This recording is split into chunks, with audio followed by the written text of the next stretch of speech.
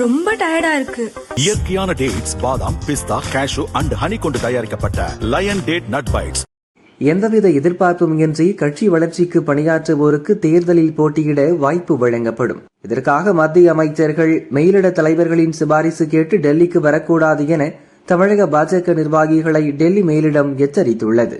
இதுகுறித்து அந்த கட்சி வட்டாரங்கள் கூறியதாவது: தமிழகத்தில் அதிமுக தலைமையிலான தேசிய ஜனநாயக கூட்டணி பலமாக இருப்பதால் பாஜகவில் போட்டியிட சீட் வாங்கிவிட வேண்டும் என்று பல நிர்வாகிகள் காய் நகர்த்தி வருகின்றனர். கட்சியில் மாநில, மாவட்ட பதவிகளில் இருந்தாலும் கட்சி வளர்ச்சிக்கு களத்தில் இறங்கி பணியாற்றாமல் உள்ள சிலர் டெல்லியில் உள்ள மேலிட தலைவர்கள், மத்திய அமைச்சர்கள், பாஜக ஆதரவு அமைப்புகளின் நிர்வாகிகளுடன் நல்ல நட்பில் உள்ளனர்.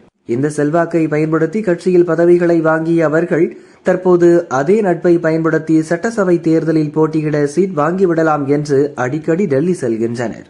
அவர்கள் தங்களுக்கு வேண்டிய மேலிட பிரதிநிதிகளிடம் தாங்கள் போட்டியிட விரும்பும் தொகுதியை தெரிவித்து அதை அதிமுகவிடம் கட்டாயம் கேட்டு பெற வேண்டும் என வலியுறுத்துகின்றனர்.